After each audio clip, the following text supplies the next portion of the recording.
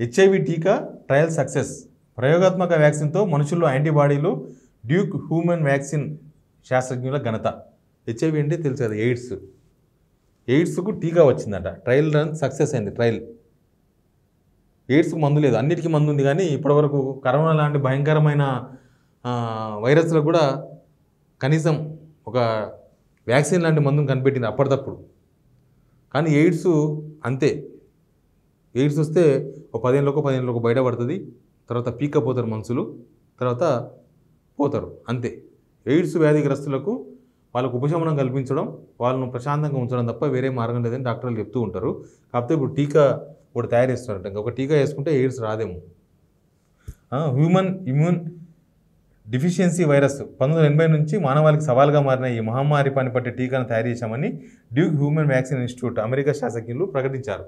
తాము అభివృద్ధి చేసిన హెచ్ఐవి టీకా ట్రయల్లో పాల్గొన్న వారిలో విజయవంతంగా సమర్థమైన యాంటీబాడీలు ఉత్పత్తి అయ్యేలా చేసిందని వెల్లడించారు. ఎయిడ్స్ అనేది, హెచ్ఐవి అనేది చాలా రకాలుగా వస్తుంది.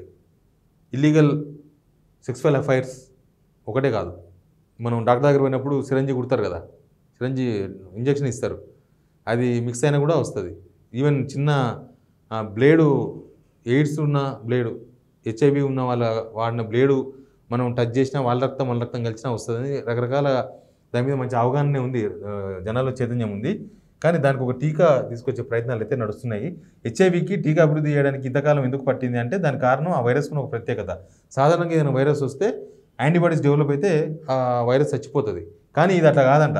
ఇది ఎప్పటికప్పుడు మ్యుటేషన్స్ మార్చుకుంటూ పోతుందంట. మనం కరోనా టైంలో విన్నాం, మ్యుటేషన్స్ మారింది, మ్యుటేషన్ అయింది, ఇట్లా అయింది, అట్లా అయింది అని చెప్తున్నాం కదా. అట్లా ఈ వైరస్ ఏంటంటే శరీరంలోకి వచ్చిన తర్వాత రోగనిరోధక శక్తి అప్రమత్తమై దాన్ని నిర్వీర్యం చేసే యాంటీబాడీలను రూపొందిస్తుంది. కానీ ఇమ్యూనో వైరస్ పోలీసుల కన్నా వేగంగా పరిగెత్తే దొంగలాగా మన రోగనిరోధక వ్యవస్థ దానికి యాంటీబాడీలను తయారు చేసే లోపే ఉత్పరివర్తనం అంటే మ్యుటేషన్ చెందుతూ రూపం మార్చుకుంటుంది. మన బాడీలో రోగనిరోధక శక్తి పెరిగి దాన్ని కొట్టేసే క్రమంలోనే అది మళ్ళీ రూపం మార్చుకుని మ్యుటేషన్ అయిపోయి మన యాంటీబాడీస్కు దొరకదు.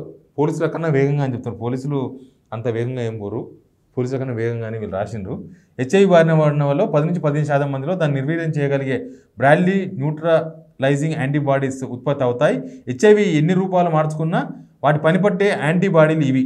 అది యాంటీబాడీని డెవలప్ చేయడమే. అది ఎన్ని మ్యుటేషన్స్ మార్చినా ఈ యొక్క టీకా వేసుకుంటే బాడీలో రోగనిరోధక శక్తి పెరుగుతుంది. దాంతో ఆ హెచ్ఐవి నుంచి బయటపడవచ్చు అని వార్త సారాంశం.